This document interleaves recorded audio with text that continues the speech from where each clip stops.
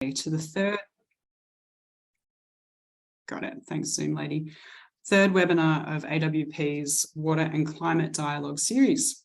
I'm Sarah Ransom, I'm the General Manager of the Australian Water Partnership.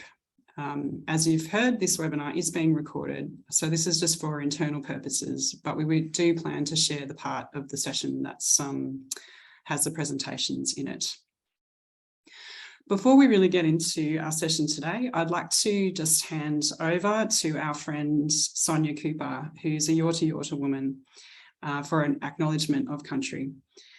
Sonia was raised by her nan on Cummeragunja, and she works as the Climate Change and Water Research Officer for the Yorta Yorta people and is a great advocate for the progression of cultural rights and cultural justice. She's the Indigenous co-author of Australia's State of the Environment Climate chapter.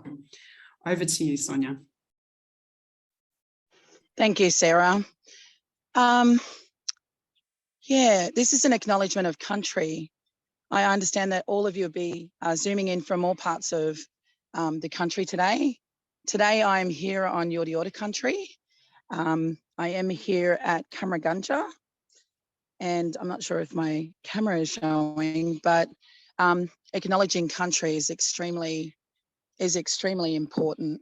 The Australian Water Partnerships Group do acknowledge country as well, and they acknowledge the important work that we do on country. So yeah, welcome to today's session. And you know, the issues might be, while the issues might be robust, they're very important to get out onto the table and to discuss.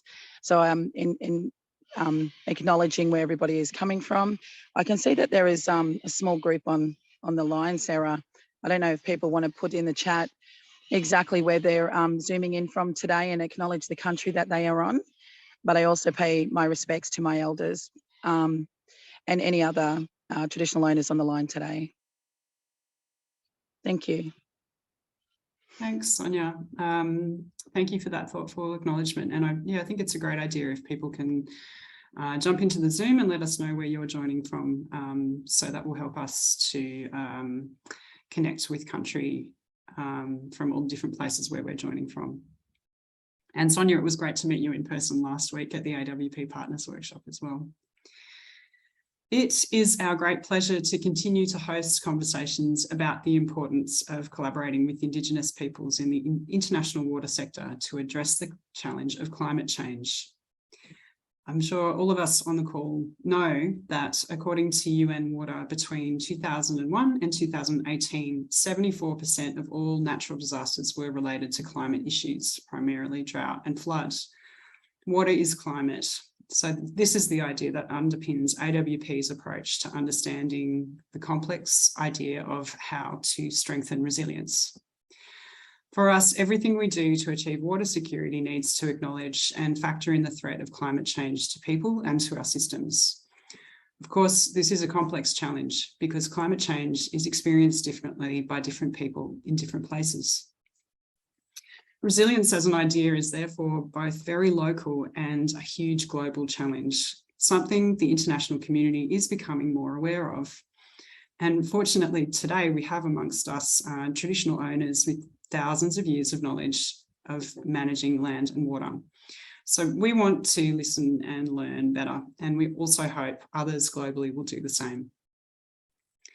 The objective of this particular dialogue is to link Indigenous and traditional water knowledge to SDG 6 as we approach the midterm conference for the decade on water, which is happening at the UN in New York next week.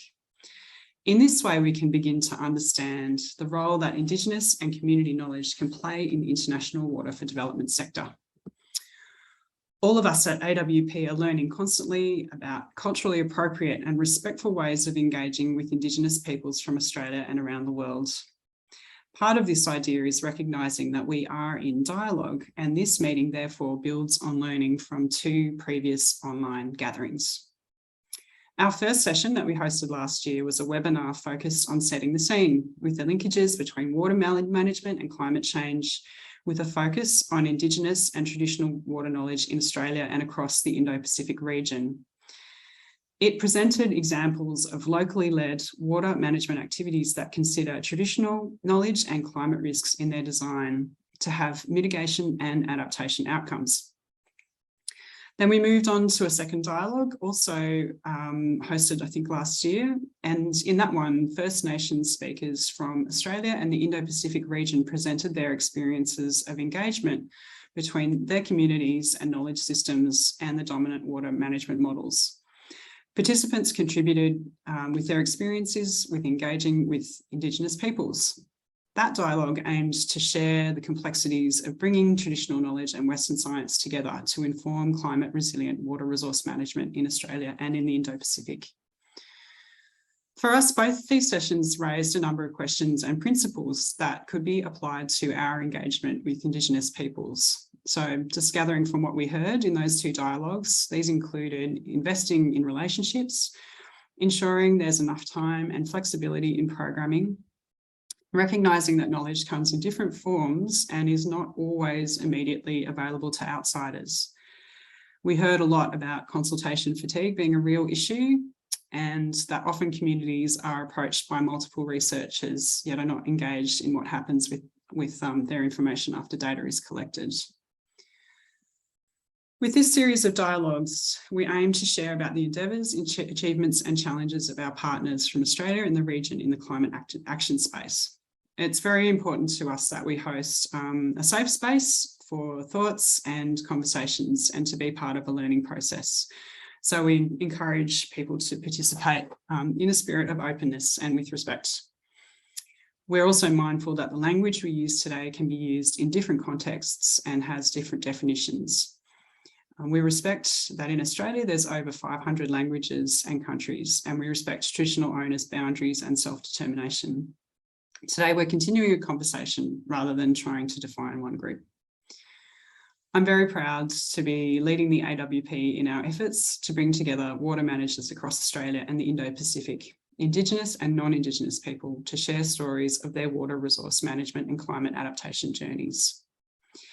As we look forward to the big conference in New York, UN Water Conference, in just over a week, we're really hoping that by hosting an online dialogue that doesn't have the barriers and costs of travel to New York, we can bring something new to the global conversation about water. We need to hear others' voices outside the existing power structures, as water is everyone's business. So I really welcome everyone's contributions here today. Okay, shall we just move on to the agenda now?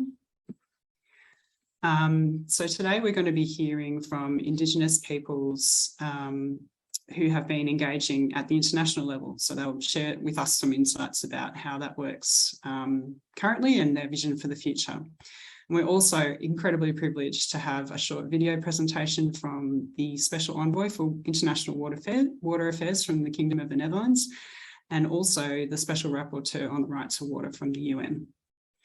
As you can see from the agenda, we'll be dealing with the presentations first and then have time for Q&A, and then we'll move into breakout groups for further discussion. We chose to do things this way because we wanted to provide time to reflect on the presentations, what worked well and why, and to hear about examples from the participants that you might know about around the role that Indigenous and community knowledge can play in international water for development efforts. And at any time, please go ahead and use the chat function. There's a small group today, so we can be relatively informal about that. Okay, let's move on to our speakers. Today, we're absolutely privileged to have with us a group of experts and scientists who will provide a range of perspectives on Indigenous water knowledge in the international space. And some of them also have the comparative advantage of ancestral knowledge in their practices. So we can't wait to hear about that. We'll kick off now with a video by Mr. Henk Ovink, and we're very excited to be able to share this, especially as Henk is so busy, but has made some time to give us his thoughts about the importance of Indigenous knowledge in the Water Conference as he moves towards co-leading that in New York next week. Henk's video, we're going to play it. I've already said he's the ambassador for water for the Kingdom of the Netherlands, and in that role he's responsible for advocating water awareness around the world. And we'll go straight to Henk. Thanks, Lucia.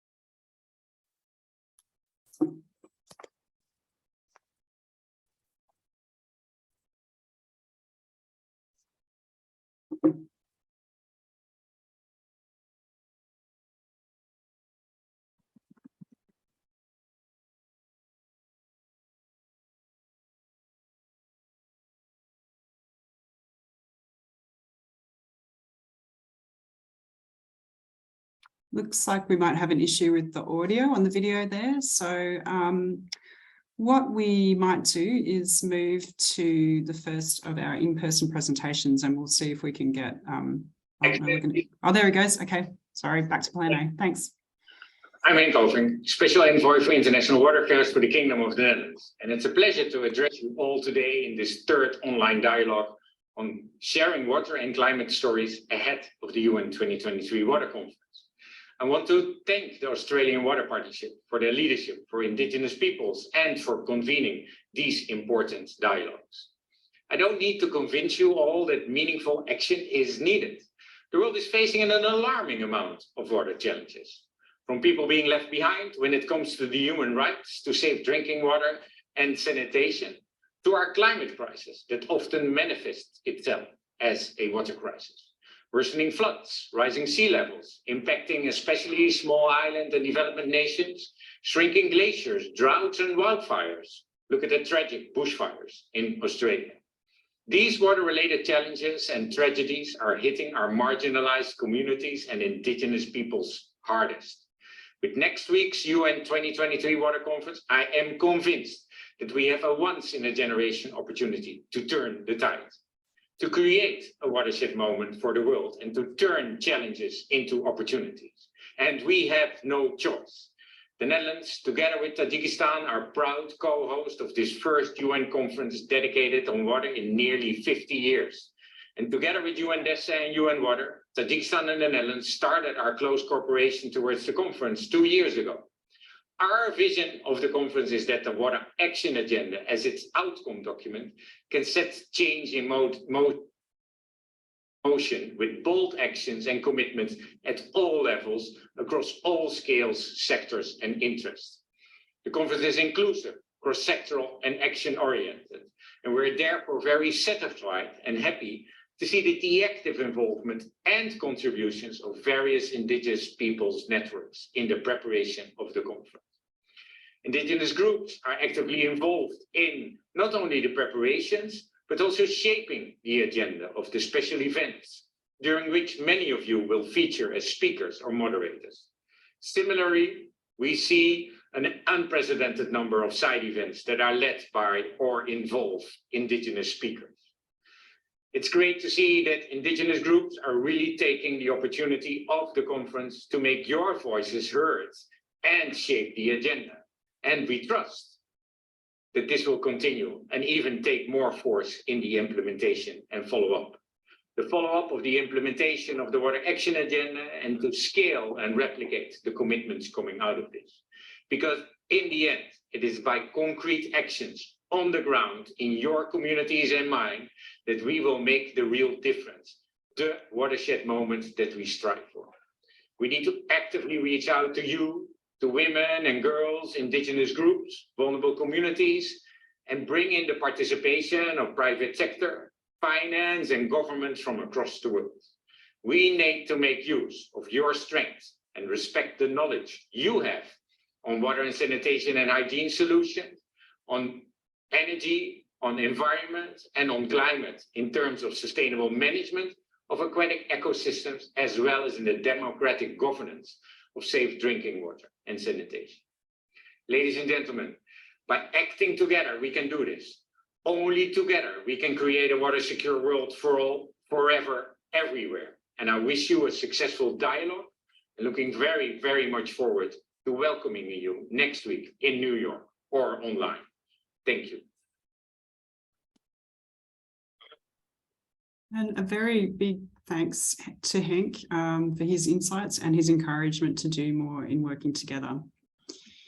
Next, we have a video message that's been provided for us by Mr. Pedro Arrojo Agudo, who's the Special Rapporteur on the human rights to safe drinking water and sanitation. He's been in that role since the 1st of November 2020, and he was appointed by the Human Rights Council as part of the UN. And Mr. Arojo Agudo was kind enough to contribute a short video message to help us along and encourage us in our dialogue this morning. Thanks, Lucia.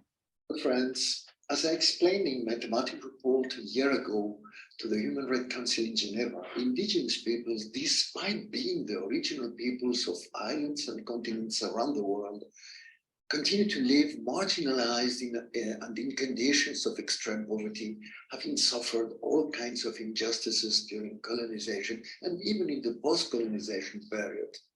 But even so, they have managed to preserve their worldviews, knowledge, and ancestral practices, which today are exemplary and wise to face the current global water crisis, both in terms of sustainable management and democratic governance of drinking water and sanitation. For indigenous people, water is the blue soul of life, forming part of an interconnected whole that includes the land, living beings, and the human communities themselves, practicing an integrated territorial management based on a deep and even sacred respect to the rivers, springs, lakes, and wetlands. A vision that offers us a genuine expression of the principle of sustainability and the ecosystem approach that we are trying to promote today in water planning and management worldwide. On the other hand, the consideration of water as a common good and not as a commodity, accessible to all, but not appropriable by anyone, and its consequent community management offer us an example of democratic governance of water under a human rights approach, leaving no one behind, in line with what I advocate as a special rapporteur. Indigenous women, in their role as givers of life, have a sacred mission to care for water for future generations, as well as the cultural traditions, spiritual practices, and knowledge to promote the virtuous use of water. The problems, in any case, and challenges to be faced in guaranteeing the indigenous people's human rights to safe drinking water and sanitation are many and far-reaching. Many countries, pretending to assume an image of national unity and citizen equality, deny the very existence of their own indigenous peoples, ignoring existing international agreements at this respect. However, as I always insist, denying identity and cultural diversity neither strengthens democracy nor promotes equity, but in the case of indigenous peoples, it aggravates their situation of vulnerability. In other countries that do formally recognize their indigenous peoples, their right to self-determination and control of their territories and waters is also not guaranteed very often. And the right to free, prior, and well-informed consultation is ignored or falsified. Mining, often open-pit mining, not only destroys land, springs, wetlands, and aquifers, but also contaminates water with toxic wastes. Large hydropower dams that continue to be built on indigenous territories flood homes and lands essential to the lives of indigenous peoples, forcing their displacement and often hindering their access to drinking water. Large-scale agricultural operations are often based on the grabbing of indigenous lands and waters, expropriated without compensation or consultation, and sold to large producers on the pretext that they are not legally registered. At the water conference to be held soon in New York, convened by the United Nations, indigenous peoples from all over the world will present a declaration with their just demands, their proposals, and also their solutions to the global water crisis. On the other hand, indigenous peoples joining forces with hundreds of social movements and organizations from all over the world are also promoting a manifesto for water justice. At this conference, the United Nations and governments must open a broad space for dialogue and collaboration with this impressive movement that water defenders are rising as right holders, a global movement in which indigenous people have and will have, I'm sure, a great leadership role. Thank you very much. And thank you very much to the Special Rapporteur on human rights to safe drinking water and sanitation. And thanks for the reminder that there's a lot of work left to do and there's a lot of listening that needs to take place to ensure that we are working collaboratively and effectively together with Indigenous peoples. Okay, we will move on to our speakers now. And at the very first, I would like to extend a very warm welcome to Tania Eulalia Martinez Cruz, who is a research associate at the Free University of Brussels and a consultant who works with international organisations on the politics of knowledge, gender, social inclusion, exclusion, climate action, Indigenous peoples, food systems and water issues. She is an Iyuk woman from Mexico. And Tania, I apologise if I mispronounce the name of your people. Thank you, Tania. Go ahead. Okay, I think I'm going to have to pass my slides myself, right? Okay, just hold on, because I need to see how this is going to work. Now, first of all, thank you very much for the invitation. Let me just see. I also struggle with Zoom because I have to, yeah, I think you can, okay. I don't know who's projecting that, but thank you. So what I want to present today, it's a bit of an overview of a Linking the Water conference that it's gonna take place next week, but also what are the challenges, why we should be participating, but also what are the challenges of participation, because I think that many times when we are talking about participation, it sounds easier than it actually is to enact it, right? So let's go to the next slide, please.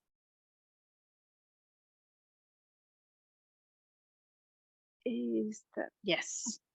So they say, or why is that we should be participating? I think I have heard this expression from many Indigenous leaders that if you're not at the table, probably you are on the menu. So what does that mean in a context of climate action and in the context of the Water Action Decade?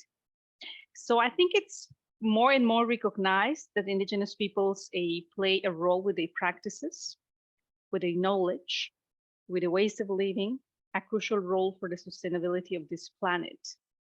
Not only because they safeguard 80% of the world's biodiversity, but also when we talk about territorial and water management, it's the management of this thing as a whole what has allowed them to be the guardians of this biodiversity and sustainability of the planet.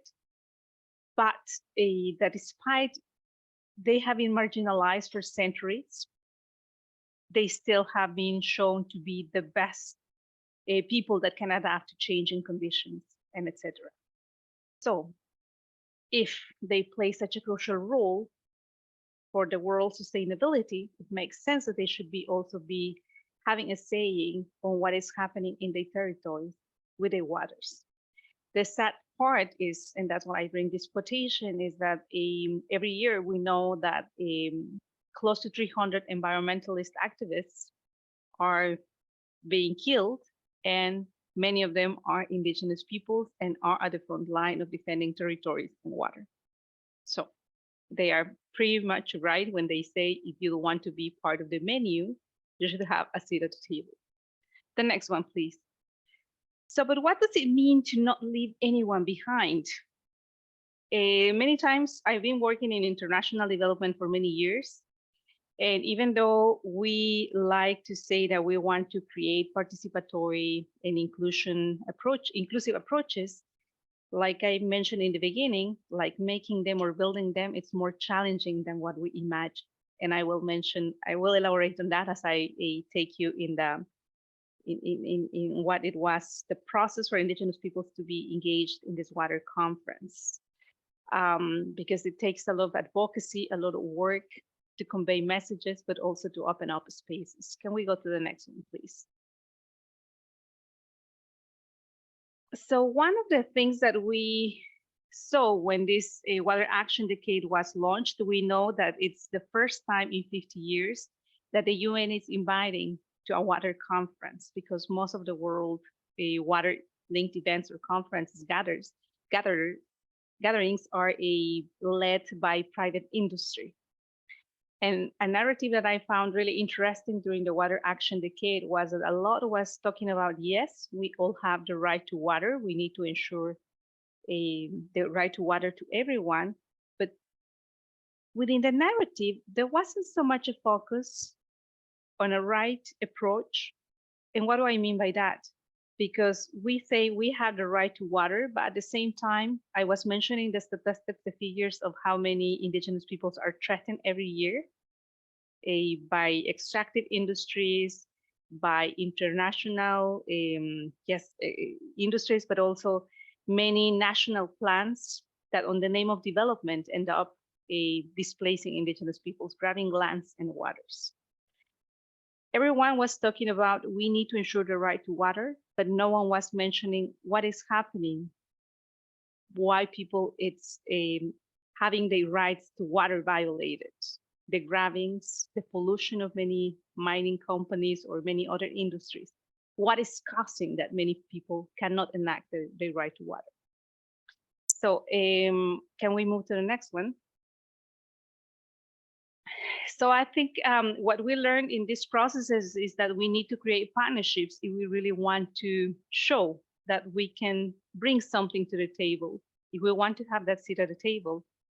So even though the Water Action Decade started in 2018, it wasn't until 2022, in the last conference that we had in Dushanbe in Tajikistan, the second water process, that for the first time, in the declaration, indigenous peoples were mentioned.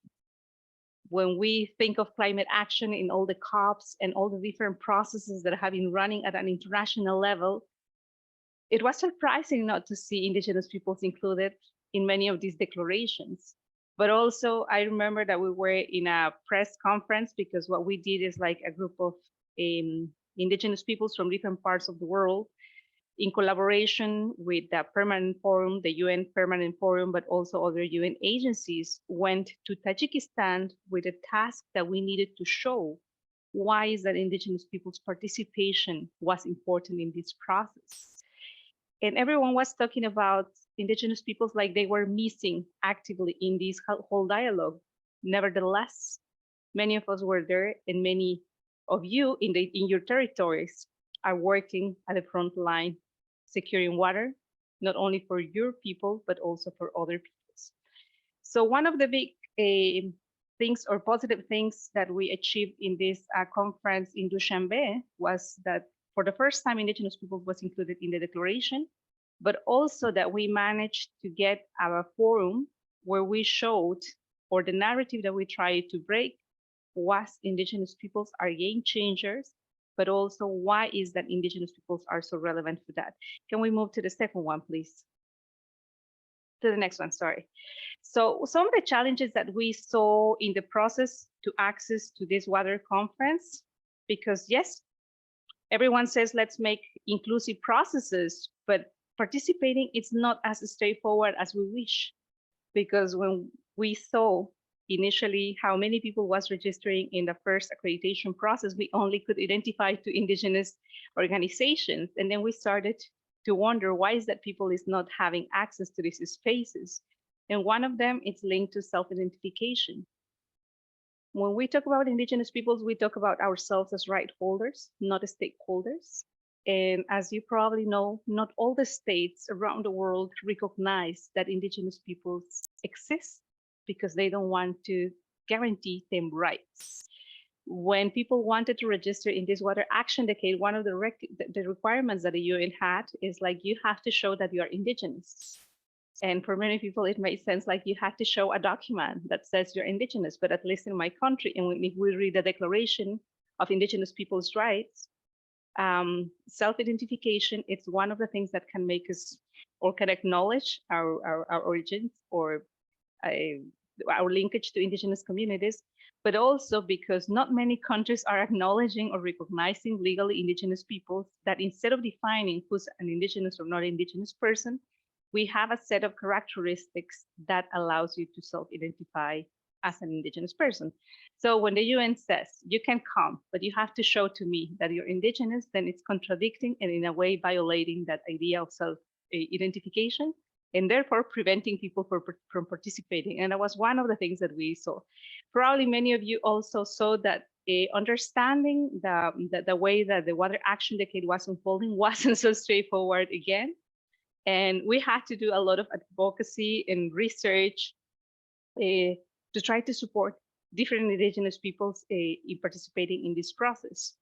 One of the other things that we also realized, and I think everyone knows that, it's linked to funding, because I'm not going to call names, but we were in a meeting with some governments in Dushanbe, and we were expressing that, yes, if everyone wants to come and have a seat at the table, how do we ensure that people can participate when some people are in disadvantaged conditions to actually be allowed to participate? That also comes to attending many of these events, to understanding how the process unfolds. Because now if we think, oh, who's going to go to New York and how expensive that trip is, having access to a visa, that also is already preventing who has a seat at the table. Language barriers. For many indigenous peoples, their first language is not even the official language of their countries. So they have to learn first a language that is officialized in the countries, but then many times also speaking in English. Just to mention one example, recently there was a dialogue on youth a couple of days ago, and one of the speakers from Venezuela was told, you cannot speak because we couldn't find translation for you, even though whatever the message that you were bringing could be important, you cannot participate because you cannot speak the language that the rest of the people can understand. So there are many challenges. Let's go to the next one. But I think there's another important one. And when we talk about the meaningful participation, and I was mentioning this event in Dushanbe, the forum that we organized, and 5 key messages emerged from that conversation. And it also links to that rights-based approach that I was mentioning in the beginning.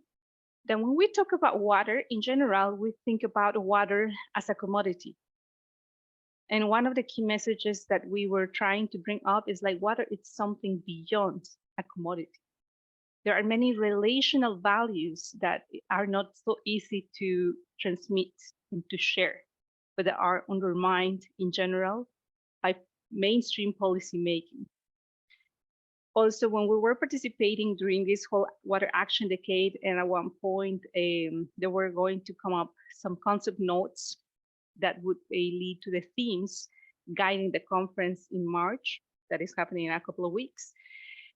At one point, we were asked, can we suggest indigenous experts that can talk about water and provide feedback to these different themes?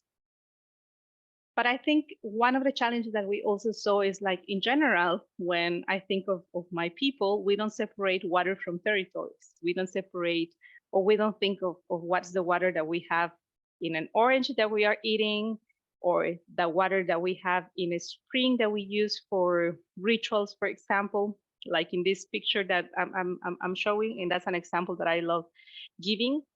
In my community, when you get appointed a community service, because you have a responsibility to take care and look after your whole community, you are given a wooden cane as a symbol of a power that they are conferring to you power.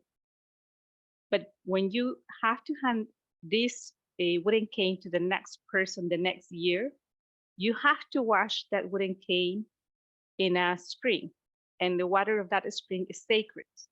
So if we want to enact our responsibility to protecting the community, we have to ensure that the water in that spring continues running. And to have that spring alive, we need to take care of the forests and the territories. So again, it's about the lands, the territories. It's about values, the idea of a caring of the community. It's linked to governance, which is undermined. But before enacting our right to water, we have some obligations that we have to fulfill to ensure that we have that water running, because it plays an important role in my community. And I've seen that. This is just one example with my own people, but I've seen those sort of examples in many communities with other indigenous peoples. And when we try to pass that message in some conferences or processes like this water action decade, it's not so easy to convey, because in general, we are measuring water. If I'm talking about agriculture, how much yield per unit of water you can get.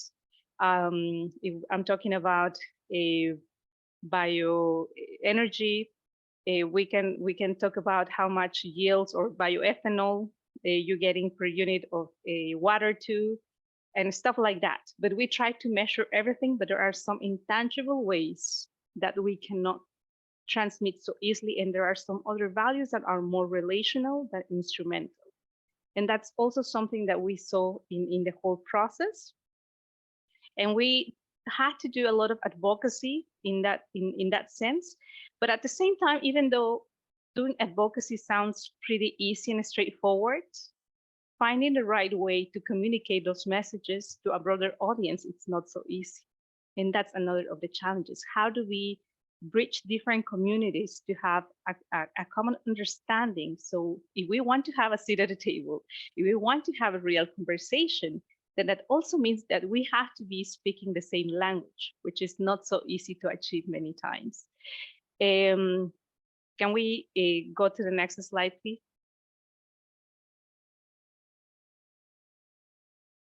So in the end, it wasn't only the work of indigenous peoples during this water action decade. It was the work of many other actors that supported us. To start with the Dutch government, even though in the beginning they were not, I felt like they were not understanding so clearly what is that we meant with participation or what were the challenges. But something that we appreciate in the process is like they were willing to learn and listen. And I think that's an important thing to have when we're working in many of these processes. Many times you assume from the realities, from what you know, but you have to be willing to listen, to learn. And that's what we felt that the conveners or the special envoys of the water conference did with indigenous peoples. So they funded some consultations with indigenous peoples. They released the call, and I know that they also did that with other stakeholders. So that helped us also to get engaged in that process. I also mentioned that at the beginning, when the first round of accreditations took place, only 2 indigenous organizations were registered. In the second accreditation process, after a lot of advocacy work and like trying to share with other indigenous organizations what it was needed to be done, we saw an increase to 6 organizations. And I like these numbers because I think in the end we saw that there were like 1,200 organizations. So that means that if in the beginning, which were 700 organizations, if each organization has the right to have 10 accreditations, then that meant that in the first one, we had 7,000 people attending. From these 7,000 people attending, only 20 people were indigenous. On the second accreditation round, we managed to get to 12 organizations. That meant that at least 120 people, indigenous people, had the potential to be attending that event. And yet like 12 out of 12,100, yeah, I'm making the maths bad. I meant like 12,000 people, sorry. Still the numbers were really low, but also what we managed to negotiate, thanks to the lobbying of the major group of indigenous peoples, was that under an umbrella organization, UNDESA, agreed to give some passes to indigenous peoples. I was mentioning the challenges with self-identification, and they managed to understand why self-identification was important and not necessarily the recognition of the state, because it was also a violation to a right of self-determination. And then they gave special passes, not only that strategy was not only used with indigenous peoples, but also with other groups. I think youth also got the same, civil society the same. And that was an important movement to increase participation, but it was, again, lobbying process, that we had to do collectively. Joint agencies, the Stockholm International Water Institute, the major group of Indigenous peoples, the Permanent Forum on Indigenous Peoples, and many other small organizations that were always actively engaged. In the end, we also worked together, and I think we were counting the number of events that were registered for this Water Action Decade, and we had, I think, 23 events that are Indigenous related events, which is also important.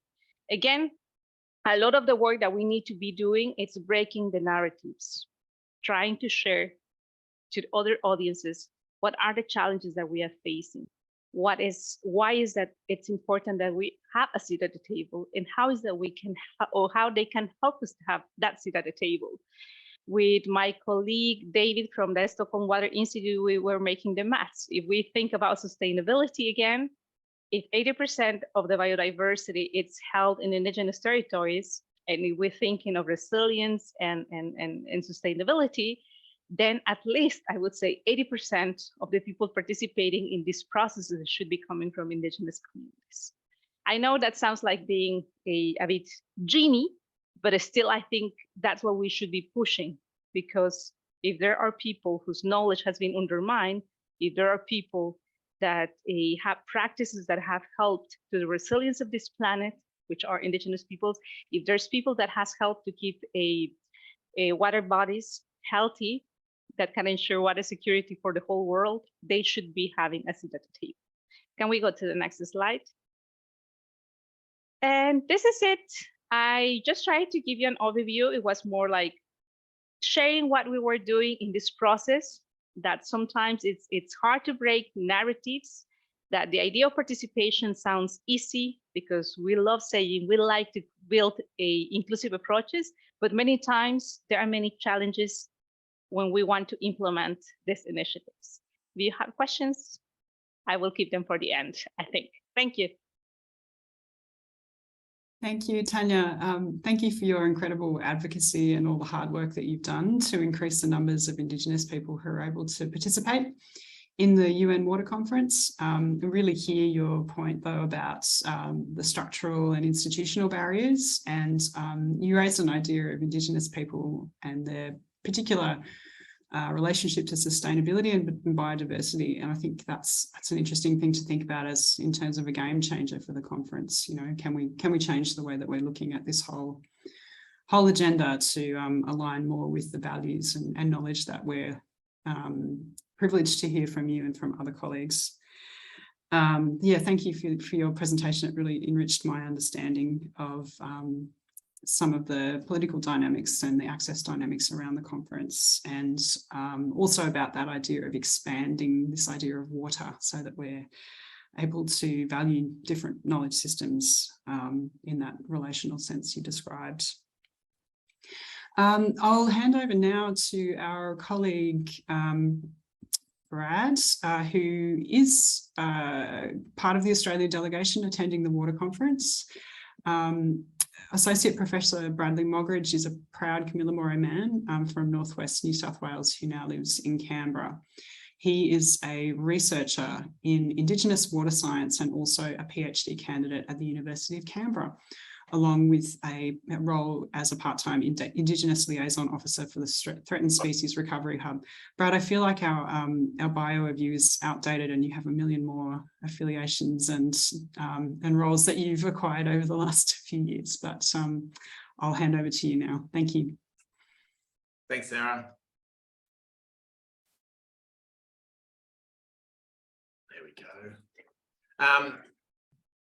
Look, yeah, I'm happy to be here and give a presentation. Water is my usual thing, and I've been heavily involved in the climate stuff over the past few years as well, as we find gaps in the same space. So a lot of the climate and water connections are very similar. And yeah, look, I'm here on Ngunnawal country in the AWP office, and I thank their elders for allowing us to be and live here on this wonderful country. And yeah, my mob is Kamilaroi, so that's, you can sort of see a chunk there in the eastern seaboard of Australia. It's a fair chunk there. And so just some photos of my old people and also the next generation coming through, my kids. So yeah, look, it's so Australia seems to only respond to a crisis. You know, we had 1,000-kilometre blue-green algal bloom in the Murray-Darling system, and we got some reforms, and well, major reforms, because obviously it wasn't being managed correctly. And we got the National Water Initiative, that's the acronym there, NWI. And that acronym, the NWI, was created in 2004. And so it's well and truly out of date. And obviously we're hoping for change in the refresh of the National Water Initiative itself. Then we had the Millennium Drought, early 2000s, late turn of the century, 2000s. And then we had a small reprieve with some wet times, and then had the mega drought. I don't think there's a name for it yet. So we might need to come up with a convention for naming droughts, because there's going to be a lot more. Oh, sorry. Species extinctions. Our major act here in Australia, like the federal act, is the Environmental Protection Biodiversity Conservation Act, which was reviewed. And there's a lot of, hopefully, some reform happening in this space. And we're hoping that Indigenous knowledge and values is a key part of that reform. And then coral bleachings, as we see on the Great Barrier Reef. We had the rivers drying up and millions of dead fish in 2018-19. There was 2 independent science inquiries, one from each side of government at the time, and no Indigenous people were seen as experts, even though the river where the fish were dying, the people are named after the river, the Barkindji people. So, you know, we got a native fish recovery strategy, because obviously the native fish were hammered, and there wasn't much funding committed to that. Then we rolled straight into horrendous fires across Australia. National Bushfire Recovery Authority, and the summer of 2019 and 20.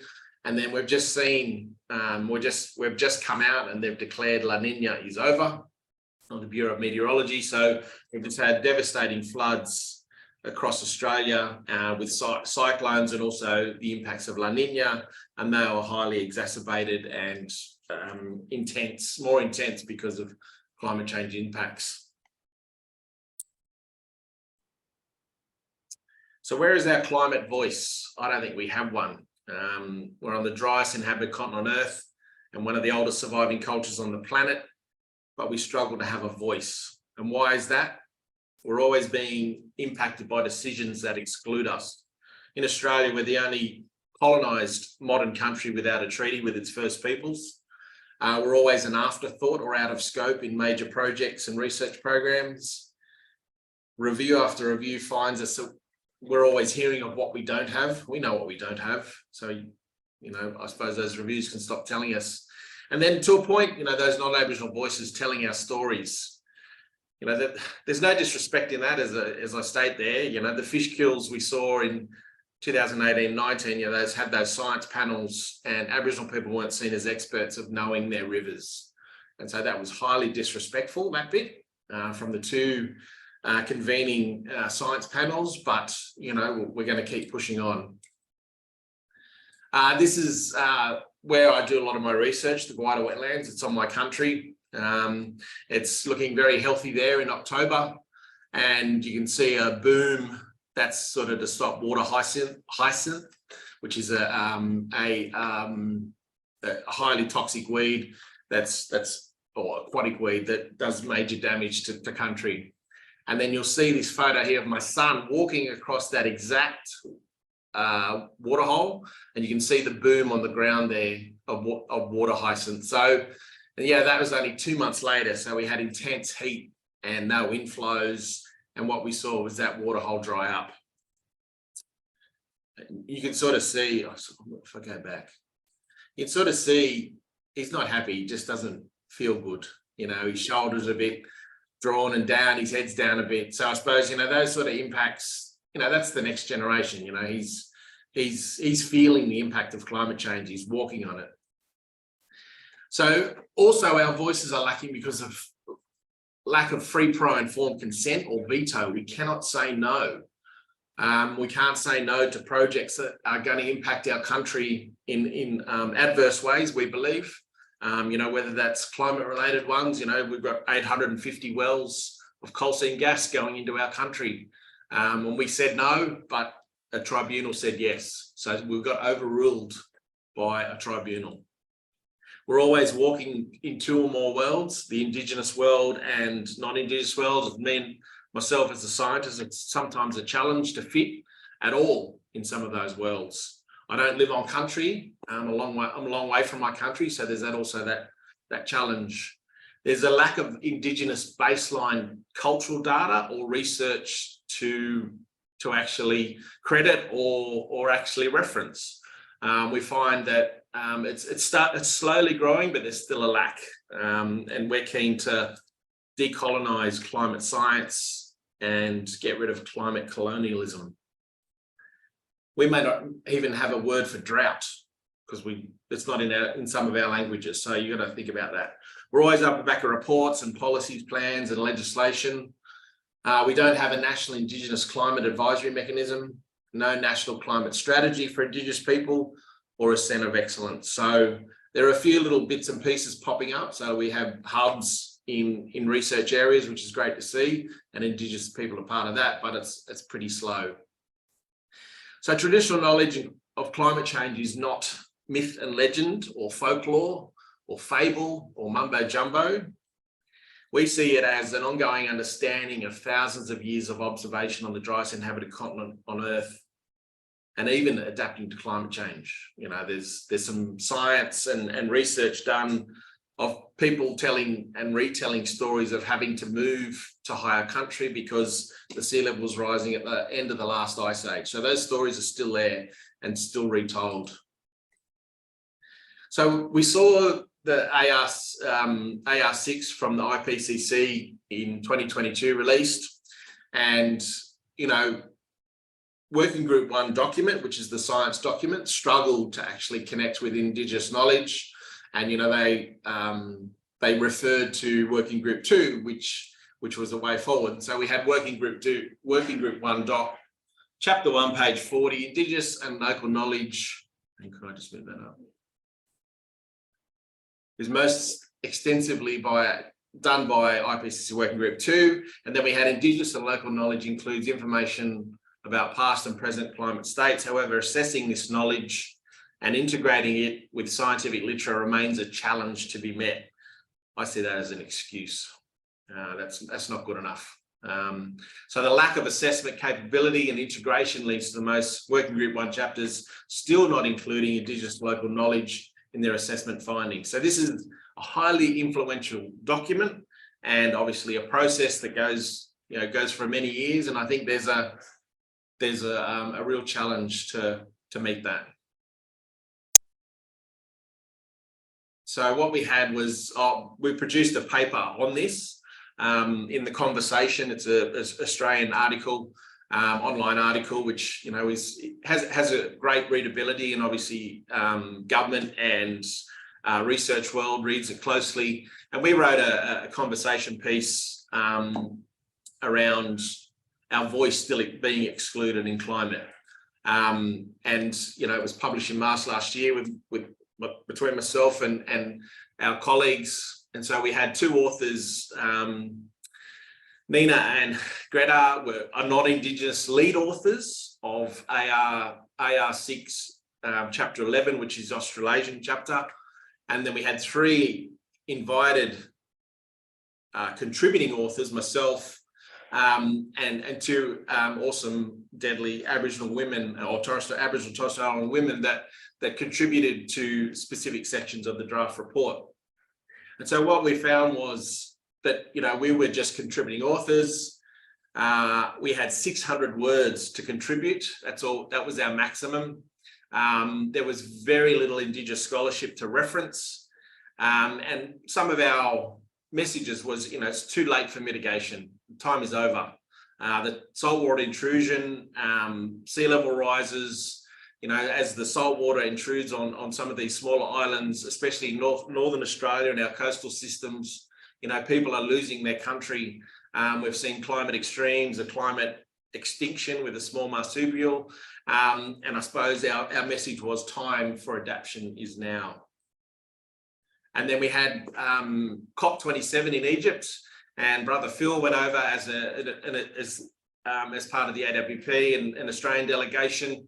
And I was Stanley's not here, so I said yarn to Phil about that one. But he obviously had a unbelievable experience over there, and it was a real challenge for him to, it's a different culture, a different world in that part of the world. But I think he made his mark, and that's what Phil does best, definitely. So we also had the National State of the Environment report. It happens every 5 years, and we had 12 themes, and you can sort of see climate, and Sonia was a co-lead author on the climate, and I was a co-lead author on the inland water chapter, and we had co-lead authors and lead authors for the overall SOE as part of that. So I don't think we had an Indigenous author for air quality and Antarctica, the 2 A's, so at first there, but hopefully we'll move to having Indigenous authors in the next SOE, which will be 2026. For the first time, this is something to celebrate. It was great to see and be offered as an Indigenous co-lead author. And also we had Terry Janke, Dr. Terry Janke as a lead author as part of the leadership group. So, this was a real first for the State of the Environment report. And I suppose Indigenous people contribute the least to climate change, but are affected the most. That's some of the questions. And then also we lack baseline data on how we can assess, or cultural data on how we can assess the health of country. So, it was a real challenge to identify data that linked to, well, for my chapter, water, and I have no doubt all the other authors felt that as well, because no one's collecting or working with Indigenous people to consider that. So hopefully for the next State of the Environment report, we'll see some change. This is just my diagram and my list of my challenges for the globe and Australian government. So First Peoples climate research, we need funding to actually do the research on country and identify, let alone baseline, but also changes and impacts. And Sarah talked about resilience. There's no one's talking about drought resilience. Like, we're just coming out of a wet period. We're going to be in drought very soon. So I suppose, how can we get ready for the next drought? I don't think we are. We need a National First Peoples Climate Council giving advice and using the research that's developed, and then a centre of excellence to generate that climate scholarship for Indigenous people, and then climate research led by First Peoples. And then obviously we need a national, what have we got in that last one? I can't read it. National First Peoples Climate Strategy with Truth Telling. Yes, climate strategy and truth telling. So that's my list. And then on my river selfies, and you can see my beard growing over COVID. Thank you, Phil, for that wonderful, Brad, for that wonderful presentation. Sorry, I have a default there, don't I? It was really great to hear from you. You are a true leader in this space, and thanks for the reminder that the voices are out there, but they're not always being picked up in the right way, and that we have a lot more work to do in Australia as a country to work side by side with you and the other leaders in the space to decolonise the science, both in water and in climate change. And really to recognise that all that knowledge that's out there is part of the adaptation story and part of the resilience story that we need to get a grip on. And we are truly honoured to be connected with you and with the other leaders in this space. It's not easy forging a path forward, doing new things. So we hope to find more ways to back you and Sonia and Phil and others working in this space. Thanks again, Brad. Thanks, Sarah. Okay, now I might